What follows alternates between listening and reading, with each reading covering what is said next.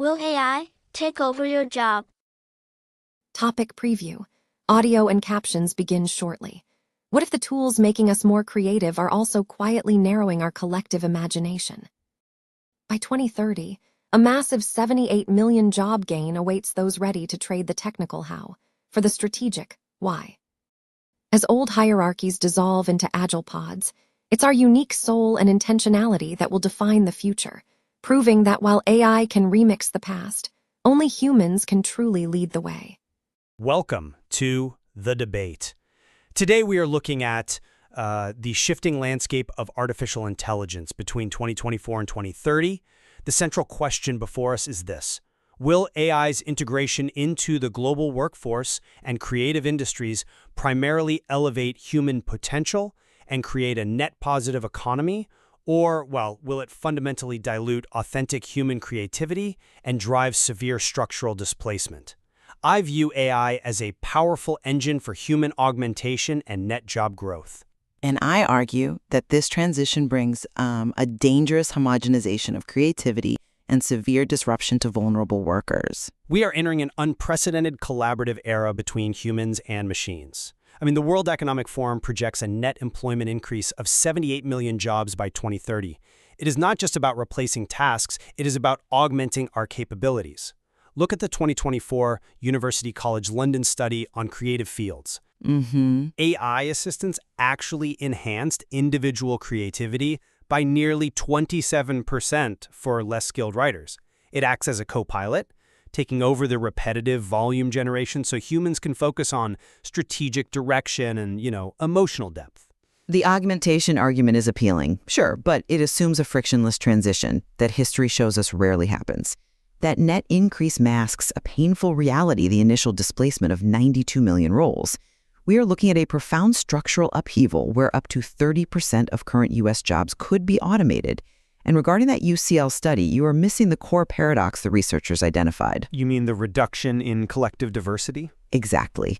While individual output speed went up, AI pushed everyone's work toward a mathematical average, making the outputs far more similar. It is a bit like when GPS was introduced to cars. Yeah, that makes sense. Right, so we stopped getting lost, which was incredibly efficient, but we also lost our innate sense of direction.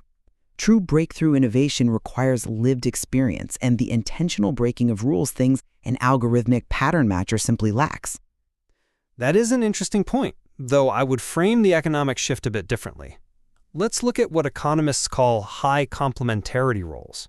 These are professions where AI acts as a massive productivity multiplier rather than a replacement. Think of surgeons, lawyers, or economists. We are also seeing incredible growth in sectors that absolutely require a human touch. In healthcare, nurse practitioner roles are projected to grow by over 50%. The AI handles the administrative friction and data synthesis, allowing professionals to dedicate more time to actual human care. I don't disagree that certain highly specialized roles will benefit. But we have to consider the devastating impact on low complementarity roles. Those transactional positions like bank tellers or cashiers, we are looking at a massive hollowing out of these jobs.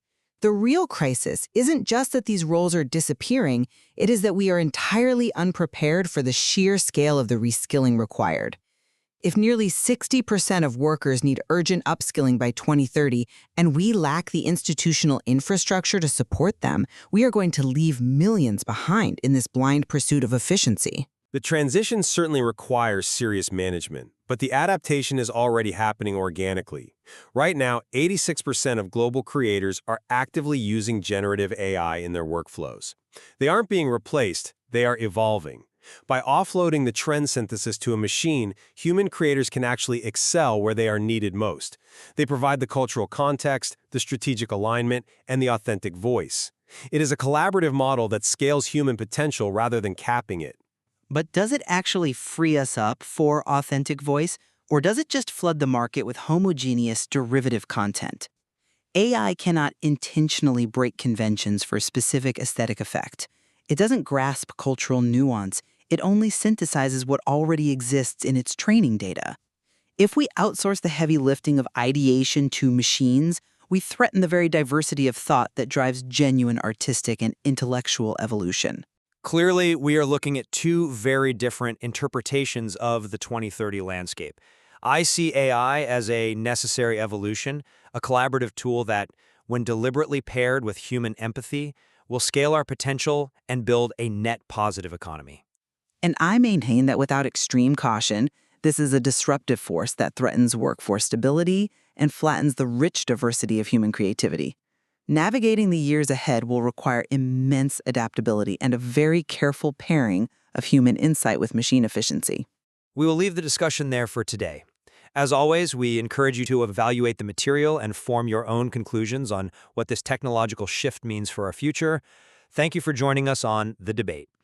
Hi, thanks for watching. If you want more videos like this, please subscribe to my channel. Bye.